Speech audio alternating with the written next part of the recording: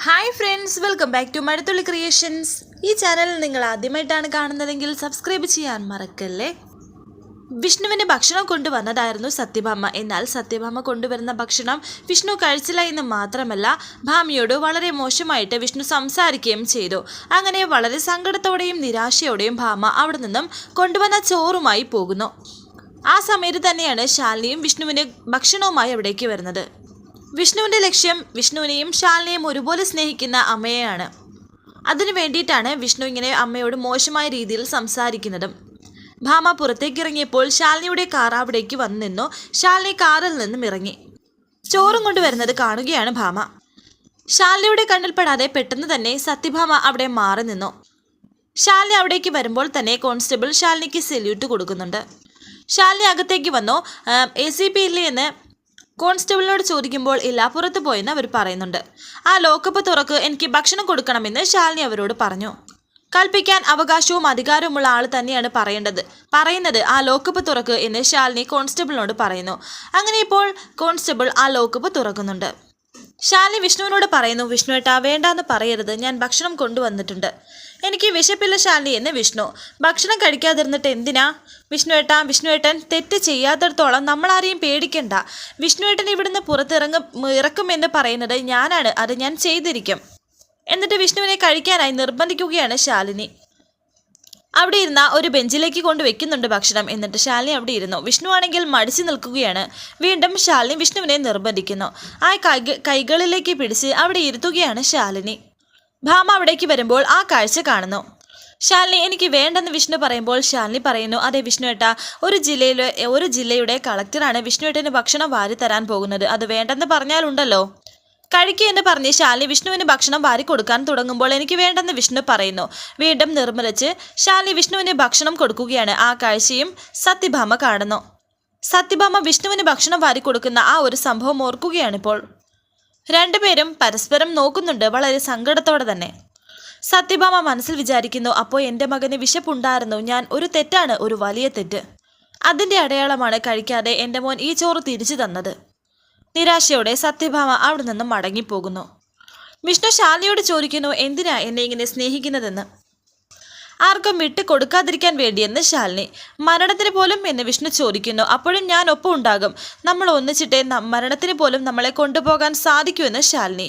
താൻ എന്തെങ്കിലും കഴിച്ചോ എന്ന് വിഷ്ണു ചോദിക്കുന്നു. എനിക്ക് കഴിക്കാൻ ഒരുപാട് സമയമുണ്ട്, ഞാൻ കഴിച്ചോളാമെന്ന് ശാലിനി. അത് പറ്റില്ല, എനിക്ക് വേണ്ടി ഓടി നടക്കുമ്പോൾ താൻ തന്നെ മറക്കുകയാണ് എന്ന് പറഞ്ഞ് അതിൽ നിന്ന് ഭക്ഷണം എടുത്ത് വിഷ്ണു ശാലിനിയുടെ വായിൽ വെച്ചു കൊടുത്തു. പുറത്തേക്ക് ഇറങ്ങിയ ശേഷം സത്യഭാമ വിചാരിക്കുന്നു, എൻ്റെ വാത്സല്യവും സ്നേഹവും മനസ്സിലാക്കാൻ എൻ്റെ മോന് കഴിയുന്നില്ല. പക്ഷേ വിശപ്പില്ല എന്ന് പറഞ്ഞ് ഒരു കള്ളം അമ്മ വിശ്വസിച്ചു പോയല്ലോ. ഇപ്പോൾ മനസ്സിലായി, അത് അവനെന്നെ ഒഴിവാക്കാൻ പറഞ്ഞതാണ്. എൻ്റെ മകൻ എന്നിൽ നിന്നും അകന്നു, ഞാൻ തന്നെ അകറ്റി. എൻ്റെ പിടിവാശിയാണ് ഇതിനെല്ലാം കാരണം. എന്നും എൻ്റേത് മാത്രമായിരിക്കണമെന്ന് ഞാൻ ആഗ്രഹിച്ചു. പക്ഷേ അത് ആഗ്രഹമല്ല, എൻ്റെ അഹങ്കാരമാണെന്ന് എൻ്റെ മകൻ എനിക്ക് കാണിച്ചു തന്നു. എൻ്റെ മകൻ എന്നോട് എന്തൊക്കെ കാണിച്ചാലും എനിക്ക് ഒരു പരിഭവമോ പിണക്കോ ഇല്ല, കാരണം ഞാൻ നിൻ്റെ അമ്മയാണ്. അതിനേക്കാൾ വലിയൊരു സത്യമില്ല എന്നും ഭാമ വിചാരിച്ചിട്ട് കണ്ണുനീരോടെ തന്നെ അവിടെ നിന്ന് പോകുന്നു.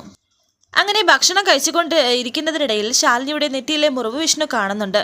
അതിലേക്ക് തൊട്ടു നോക്കുകയാണ് വിഷ്ണു. ശ്രദ്ധിക്കണമെന്ന് വിഷ്ണു പറയുന്നു. മനസ്സ് തകരരുത്, തളരുകയും ചെയ്യരുത്. ഇനിയുള്ള നമ്മുടെ പോരാട്ടത്തിന് മുന്നിൽ നിൽക്കേണ്ടത് നമ്മുടെ മനസ്സാണ്.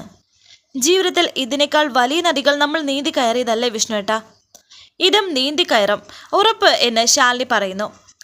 എന്നിട്ട് വിഷ്ണുവിൻ്റെ കൈകളിലേക്ക് മുറുക്കി പിടിച്ച് സമാധാനിപ്പിക്കുകയാണ് ശാലിനി.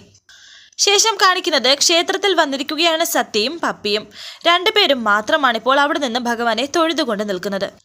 പപ്പി ശാരദാമ്മയെ പോലെയാണല്ലോ, എന്താ പ്രാർത്ഥിക്കുന്നത് എന്ന് സത്യ ചോദിക്കുമ്പോൾ പപ്പി പറയുന്നു, വിഷ്ണുവച്ചൻ്റെ കാര്യമാണ് സത്യേ, എനിക്കുമുണ്ട് സങ്കടം, പക്ഷേ നമുക്ക് എന്ത് ചെയ്യാൻ സാധിക്കും? ബിഗ് ഫ്രണ്ടിനെ കാണാത്തോണ്ട് എനിക്ക് എത്രത്തോളം സങ്കടമുണ്ടെന്ന് അറിയോ? ഇത് കേട്ട് പപ്പി പറയുന്നു, കാർത്തികേയൻ്റെ വിഷ്ണുവച്ചനല്ല കൊന്നതെന്ന് കോടതിക്ക് മനസ്സിലാകണമെന്നാലേ വിഷ്ണുവച്ചനെ വെറുതെ വിടൂ, അതിനെന്താ ഒരു വഴി എന്നെ സത്യ ചോദിക്കുമ്പോൾ പപ്പി പറയുന്നുണ്ട്, നല്ലോണം ഈശ്വരനെ പ്രാർത്ഥിച്ചാൽ മതി. ഈ ക്ഷേത്രത്തിലെ ഭഗവാൻ വിളിച്ചാൽ വിളിപ്പുറത്താണെന്നാ പറയുന്നത്, പക്ഷേ വിളിക്കണം.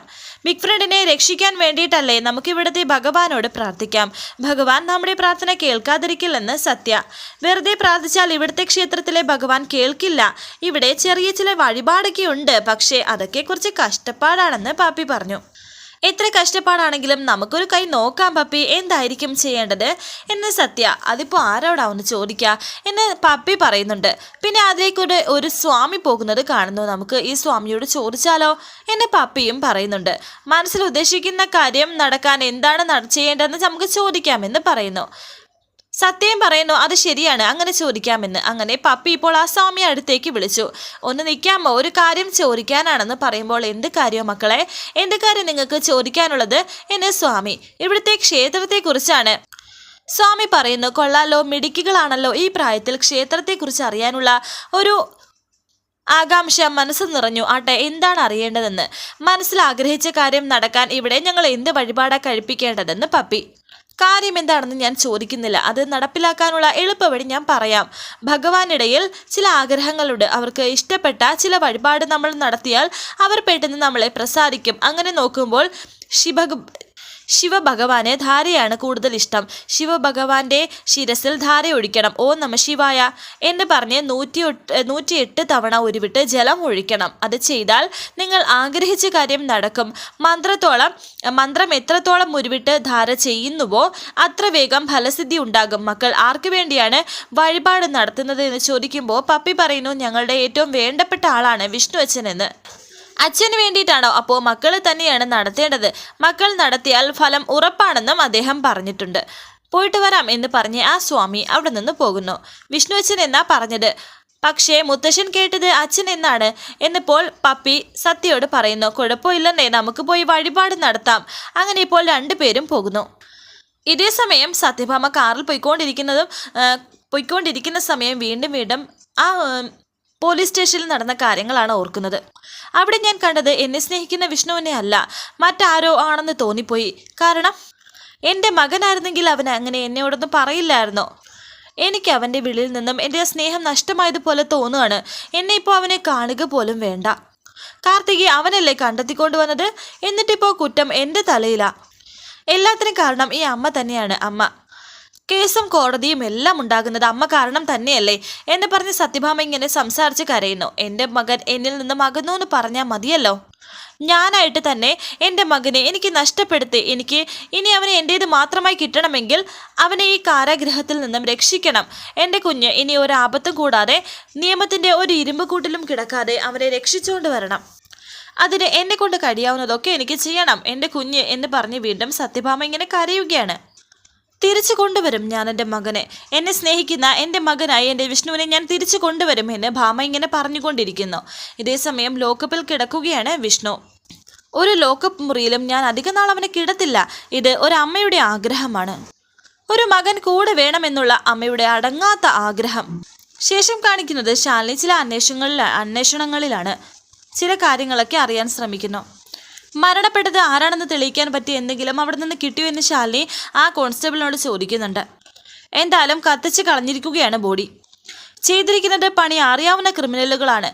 കൃത്യമായി ശരീരഭാഗങ്ങൾ കത്തി തീരുന്നു എന്ന് നല്ല ധാരണയുണ്ട്. ഒന്നും ബാക്കി വയ്ക്കാൻ സാധിച്ചില്ലല്ലോ. ഇത് കേട്ട് ശാലിനി പറയുന്നു, അതായത് നിയമത്തെ കീറി മുറിച്ച് വിശകലനം ചെയ്യാൻ കഴിവുള്ളവർ, അതിന് പിന്നിൽ പ്രവർത്തിച്ചിരിക്കുന്നത്. അതൊരു പെൺകുട്ടിയുടേത് തന്നെയല്ലേ, അതിൽ സംശയമില്ലല്ലോ എന്നൊക്കെ ശാലിനി ചോദിക്കുമ്പോൾ അങ്ങനെ ഒരു പോസിബിലിറ്റി തള്ളിക്കളയാൻ സാധിക്കില്ലെന്ന് അദ്ദേഹം. ഡോക്ടർ അവിടേക്ക് വന്നു. ശാലിനിയെ പരിചയപ്പെടുത്തി കൊടുക്കുന്നു. മേഡം വരൂ, നമുക്ക് അകത്തേക്ക് ഇരിക്കാമെന്ന് പറയുമ്പോൾ ശാലിനി പറയുന്നുണ്ട്, വേണ്ട, എനിക്ക് ഒരു കാര്യം അറിഞ്ഞാൽ മതി. ഈ നെട്ടൂർ ഭാഗത്തിന് താഴെ കത്തിക്കരിഞ്ഞു എന്ന് പറയുന്ന ബോഡിയിൽ നിന്നും പറഞ്ഞ് ബോധ്യപ്പെടുത്താനുള്ള എന്തെങ്കിലും എവിഡൻസ് കിട്ടിയിട്ടുണ്ടോ? ഈ തെളിവായിട്ട് ഹാജരാക്കാൻ പറ്റിയ എന്തെങ്കിലും? പ്രത്യക്ഷത്തിൽ ഒന്നുമില്ല. കാരണം നന്നായിട്ട് ദഹിപ്പിച്ചതും ജീർണിച്ചതുമായിട്ടുള്ള മനുഷ്യൻ്റെ അസ്ഥി അവശിഷ്ടങ്ങളാണ്. ഒരു കേസിൻ്റെ കാര്യത്തിന് വേണ്ടി അതിൻ്റെ റിപ്പോർട്ട് കിട്ടിയാൽ ഒരു ഉപകാരമായിരുന്നു എന്ന് പറയുന്നു. ആ ബോഡി കത്തിക്കരിഞ്ഞത് ഒരു കാറിലല്ലായിരുന്നോ? ആ കാറിൻ്റെ ഡീറ്റെയിൽസ് എനിക്ക് വേണമെന്നും ശാലിനി അവരോട് പറയുന്നു. ഇതേസമയം പ്രീതിയുടെ അമ്മായിയമ്മ അതിലേക്കൂടെ പോവുമായിരുന്നു. ക്ഷേത്രത്തിലേക്ക് തന്നെ വരികയാണ്.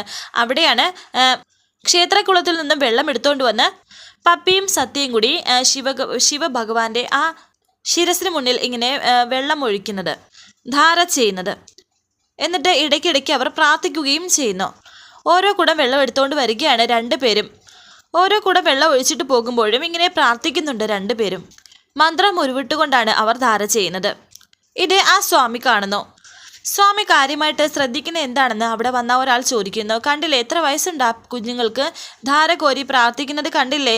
സ്വന്തം അച്ഛൻ ഏതോ ആപത്തിൽ നിന്ന് രക്ഷപ്പെടുത്താൻ വേണ്ടിയിട്ടാണ് മനസ്സ് ഉരുകി പ്രാർത്ഥിക്കുകയാണ് രണ്ടുപേരും എന്നൊക്കെ സ്വാമി. ആ കുട്ടികളുടെ അച്ഛൻ എന്ത് ആപത്താണെന്ന് അയാൾ ചോദിക്കുന്നു. അത് ആ കുട്ടികൾക്ക് അറിയൂ. എന്നാലും ഈ പ്രായത്തിൽ അച്ഛൻ്റെ ഒരു കാര്യത്തിന് വേണ്ടി അവർ കഷ്ടപ്പെടുന്നില്ലേ? കുട്ടികളുടെ അച്ഛൻ ആരായാലും അവരുടെ ഭാഗ്യം തന്നെയാണെന്ന് പറയുന്നു. അതുകൊണ്ടല്ലേ സ്നേഹനിധികളായ 2 പെൺകുട്ടികളെ കിട്ടിയത് എന്ന് പറയുകയാണ് സ്വാമി. സ്വാമിയും വിഷ്ണുവിന് വേണ്ടി അവിടെ നിന്ന് പ്രാർത്ഥിക്കുന്നു. വരാനിരിക്കുന്ന പുതുപുത്തൻ എപ്പിസോഡുമായി വീണ്ടും കാണാം. Thank you for watching. Please subscribe, like, share my channel.